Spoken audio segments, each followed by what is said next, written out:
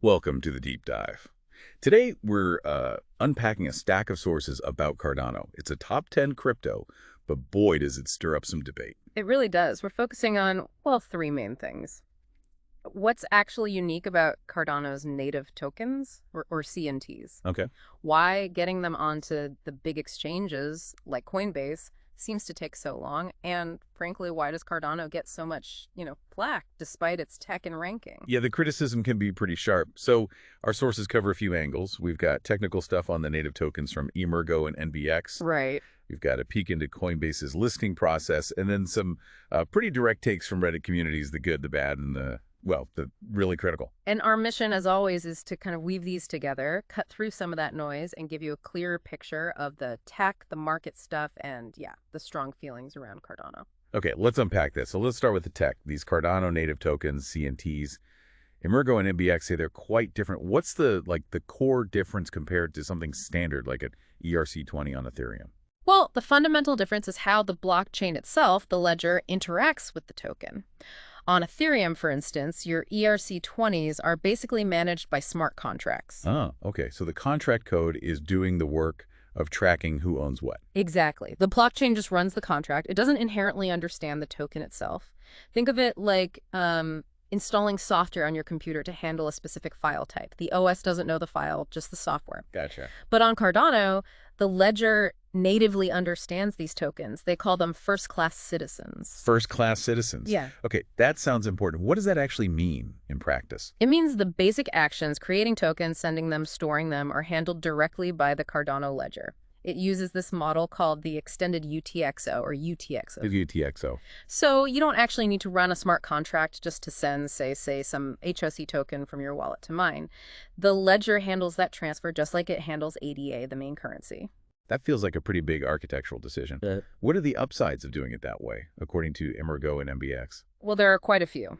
A major one is security, specifically for those basic functions. Okay. By taking smart contracts out of the picture for simple transfers and holding, you remove a whole category of potential bugs or exploits. A lot of hacks target flaws in the token contracts themselves. Right, makes sense. Less code involved, less surface area for attacks on the basics. Exactly. And it also leads to more predictable transaction fees and behavior, at least for those simple transfers. Since the ledger knows exactly how to process a native token send, the cost is stable. It doesn't swing wildly based on smart contract complexity or network congestion driving up gas fees like you see elsewhere. Predictability is definitely attractive, especially if you're building something like a stablecoin where you need that cost certainty. Absolutely. And the sources mention examples like USDA and USDM. These are stablecoins that specifically use these native features for that reason. Predictable fees, lower smart contract risk for just moving the coin around. Interesting. Plus, the UTXO model itself brings benefits like deterministic behavior outcomes are easier to predict and verify, and better transparency. You can trace the history of the tokens more easily. And importantly, you fully own the tokens. There's no middleman holding them. So security, predictability, transparency. Yeah. All baked into the base layer for token handling. That does sound good. But just to be clear, these CNTs can still interact with smart contracts for more complex stuff, right? Oh, absolutely. That native part is for the fundamentals. If you want to build complex DeFi, lending, DXs, whatever, you definitely use smart contracts. The token itself just exists natively first. We see this with tokens like HO which was Cardano's first meme coin, kind of showing community adoption, or Palem, which is aiming for real-world assets. They're native tokens, but they plug into smart contracts when needed. Okay, so you've got this distinct tech. Seems like it has real advantages. But then you look at the big centralized exchanges, Coinbase being a prime example. And, well, it feels like native token support has been really slow coming. Why is that? Yeah, and this is where that technical difference really becomes a practical hurdle for the existing exchange infrastructure. How so? According to the Coinbase source material we looked at, their systems are largely set up to handle the common token types. Think ERC20s on Ethereum and various layer 2s, SPL tokens from Solana, ARC20s. They can support those without substantial integration efforts. Right, they've already built the pipes for those standards. Precisely. Their wallets, their trading engines, compliance tools, all optimized for those models. And Coinbase explicitly says that supporting native blockchains and other asset types require additional resources, which impacts our ability to prioritize certain assets. So Cardano's native standard And that UTXO model falls squarely into that other asset type category. It means significant custom engineering work for the exchange. So it's not trivial. It's not just adding a name and symbol. It's a deep integration effort. Exactly right. And their listing process isn't simple either. There's the review request, initial checks, then deep due diligence, technical security, compliance, legal, and then prioritization. And how do they prioritize? Coinbase mentions things like consumer demand, trading volume, market cap, number of token holders, expected liquidity, even softer things like social media buzz. Okay, so it's a blend of the technical lift and the business case. Right. And this is where you see the frustration bubble up in those Reddit discussions we read. People look at certain tokens, maybe meme coins or others they see as less substantial, getting listed quickly because they're, say, an ERC20. They fit the existing technical mold. Maybe they generate some short-term trading buzz elsewhere.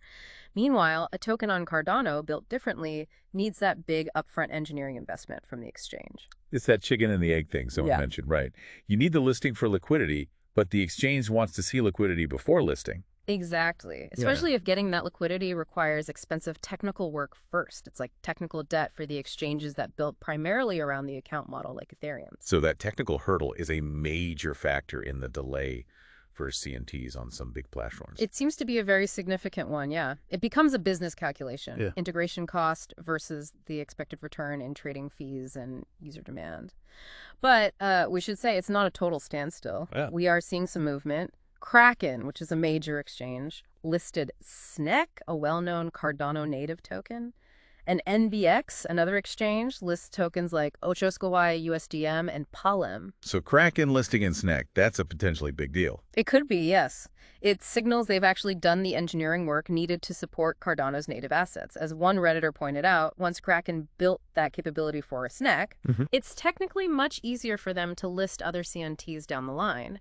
It might, as they suggested, pave the way for others, showing it can be done if the exchange decides to commit the resources. Of course, compliance, AML checks, that's all still crucial and needs integration too. Okay, so we've got the unique tech, we've got the exchange integration challenges. Let's shift to the third piece from our sources. Why does Cardano attract so much, well, negativity or hate, despite everything? Yeah, the Reddit threads were really eye-opening on this. Several themes kept coming up. One is definitely Charles Hoskinson himself, the founder. Oh, yes. Critics use some pretty strong language. Divisive, arrogant windbag, clown, even scammy. It seems his communication style and maybe public persona really rub a lot of people in the crypto space the wrong way. And that feeling bleeds over onto the project itself. It absolutely seems to. It happens elsewhere in crypto, but it feels particularly pointed with Cardano sometimes. Another really common criticism is the perceived slowness of development and adoption. The ghost chain narrative. Exactly, or vaporware. Critics argue that while the ideas are big and the research is thorough, actually delivering working products and getting widespread use has lagged behind other chains that maybe moved faster, if less perfectly. Things like scaling solutions, like Hydra, are sometimes dismissed as always being just around the corner. So it's that tension between building meticulously versus getting something out there quickly. It really is. And the eUTXO model itself, despite its benefits, gets criticized too. Some find it harder to manage than the simpler account model, confusing to follow on block explorers, though tools like Sixplorer are improving that. The need for collateral and some smart contract interactions is also seen as adding complexity. User experience friction, basically. Right. Then you have criticisms about relatively low total value locked, or TVL, in its DeFi ecosystem compared to its market cap. Questions about whether staking rewards can be sustained long-term just by transaction fees, concerns about potential market manipulation, and, just general tribalism between different blockchain communities. Maybe just frustration from people who bought high. Definitely. People who bought ADA near $3 feel burned by the price action since then, associating the project with losses. Some see the chart as a pacifist weak permabear. We even saw one source mention a firm predicting a future for Cardano similar to projects like IOTA, NEO, or EOS that didn't quite live up to their initial hype. Wow, okay. That is quite the list of criticisms. But, like always, there's another side to the story. What do the Cardano supporters and defenders push back with? Well, the defense, which you also see loud and clear in those same discussions, really hinges on a different core philosophy. They argue Cardano's whole approach deliberate, peer-reviewed research, formal methods, is about building correctly for the long haul. Right, not chasing hype. Exactly. Building for real-world impact, tackling the hard problems properly, even if it takes longer. They see the pace not as slow, but as necessary for security and correctness. So they'd frame it as responsible engineering. That's the idea. And they point back to the tech strengths we talked about. The security and fee predictability of native tokens, the potential scalability and traceability benefits of UTXO, and what they often call a best-in-class staking system liquid. No lockups, no slashing risk for delegators. So the tech choices critics call complex are seen as core strengths by proponents. Yes. They push back hard on the ghost chain idea by pointing to the actual dApps being built, the active user base, the development milestones that have been achieved, like smart contracts launching back in 2021. Okay. They argue scalability solutions are rolling out iteratively, following the plan laid out years ago after the foundation was solid. It's happening, just maybe not on the timeline that speculators demand. And what about Hoskinson? How do supporters view him? While acknowledging he's controversial, they often see him as vital for Cardano's visibility, for articulating its vision, and for advocating for crypto regulation and adoption globally. They argue price doesn't reflect the tech's value, especially in a bear market, and that tribalism cuts both ways. And they highlight that tools are improving to make things like eUTXO easier to understand. Right. So we've gone from the nuts and bolts of Cardano native tokens and their unique design Right. to the very real technical and business reasons why exchanges, especially those built on older models, have been slow to list them. Yeah, that integration challenge is key. And then dove into that really passionate debate around Cardano, the Yeah. criticisms about pace, complexity, leadership versus the defense focused on rigorous development and long-term vision. It really throws into sharp relief this core tension, doesn't it? You've got this project trying to build something foundational, maybe differently, using this research-first approach. Yeah. And then you've got the market, the exchanges, often rewarding things that fit the existing technical boxes or generate quick, maybe short-lived excitement. So if we bring this all together, what are the key takeaways for you listening to this and trying to navigate the crypto world? Well, first, understanding that these underlying technical differences between blockchains like Cardano's native assets and eUTXO versus account models like Ethereum's, they really matter. Okay. It explains why some things work differently, why integration can be harder for certain assets on platforms built for others. It's not just surface-level stuff. And recognizing the exchange side of it, too, that listing isn't just about popularity. It involves real engineering costs, business decisions about demand, liquidity, fitting into their existing systems. Yeah. That provides crucial context. Exactly. It helps explain that frustration people feel when certain assets get listed quickly while others wait. It's often about that technical path of least resistance for the exchange. Right. And finally, hearing both the sharp criticisms and the strong defenses around a project like Cardano helps you move beyond just looking at the price chart or the hype. You can start to weigh the arguments yourself about the tech, the pace, the leadership, the ecosystem, and form your own, hopefully more nuanced, view. So we've taken a deep dive into Cardano's native tokens, the real technical hurdles they face getting listed widely on centralized exchanges, and that ongoing, often quite heated debate about its overall approach and progress.